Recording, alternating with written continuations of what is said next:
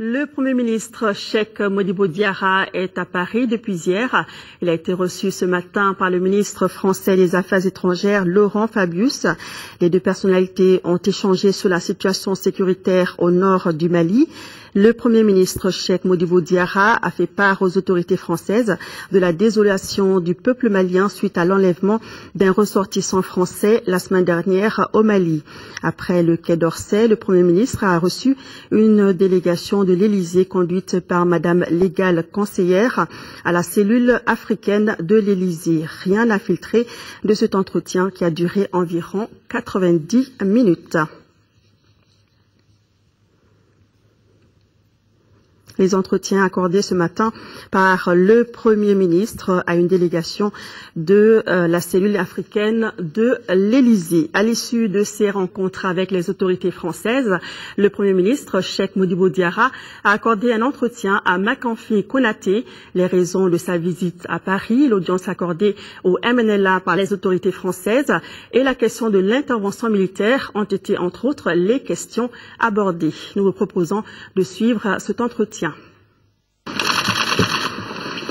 Mais vous savez, l'objectif de la rencontre n'a pas strictement quelque chose n'est pas motivé, si vous voulez bien, par la visite du MNLA. C'est une visite que j'ai entreprise justement, et je vais faire ça dans plusieurs pays, pour voir tous les partenaires qui sont en train de soutenir la République du Mali dans sa quête d'une résolution des Nations Unies en vue du déploiement, n'est-ce pas, des forces.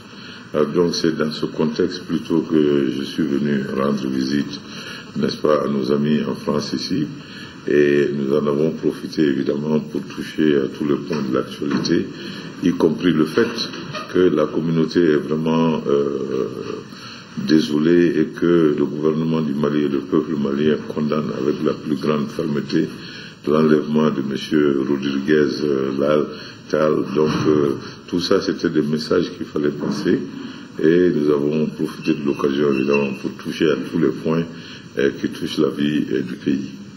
Est-ce que vous confirmez aujourd'hui que la France est toujours disposée à soutenir l'intervention militaire? Moi, je vois toujours la même disponibilité, la même fermeté dans la position et l'engagement de la France aux côtés du Mali. Je ne vois aucune hésitation ni aucun changement.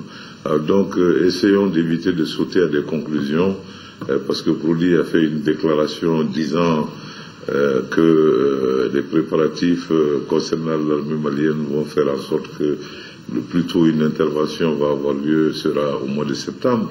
Mais nous avons également entendu, n'est-ce pas, le gouvernement du Nigeria qui dit que dès que nous allons obtenir la résolution des Nations Unies pour un déploiement militaire au Mali, que le Nigeria était prêt à mettre à la disposition du Mali toute son armée. Et nous avons la disponibilité de pays tels que l'Afrique du Sud qui ont dit qu'ils étaient prêts à nous aider. Et il s'agit probablement de mettre les choses dans leur contexte. Et donc voilà, ce que l'envoyé spécial Prodi a dit ne représente aucunement les vues de la France, ne représente aucunement les vues du Mali, ne représente probablement pas les vues des différents partenaires qui sont réunis. Et il avait fait d'autres déclarations telles que le fait que les Touaregs soient une minorité marginalisée au Mali. Ça, ce sont des déclarations qui ne reflètent pas non plus la réalité. Donc il faut nous abstenir de prendre les commentaires d'une personne, même si cette personne est envoyée spéciale, et de là-bas de tirer des conclusions qui vont dans un sens comme dans l'autre d'ailleurs. Justement, M. le Premier ministre, cette question du MNLA, aujourd'hui, elle semble prendre de l'envol sur la scène internationale. Le MNLA devient de plus en plus fréquentable. Pourtant, le MNLA a affiché clairement sa volonté d'indépendance. Le MNLA n'est pas devenu plus fréquentable. Le MNLA est en train de se faire convoquer par toute la communauté internationale pour faire comprendre au MNLA justement que leurs demandes ne seront jamais acceptables, et donc leur dire qu'il faudrait qu'ils annoncent publiquement et de façon indépendante le fait qu'ils renoncent à leur velléité d'indépendance ou même d'autonomie, qu'ils renoncent à la violence vis-à-vis du gouvernement du Mali. Le Premier ministre se prononçait sur les raisons de sa visite à Paris.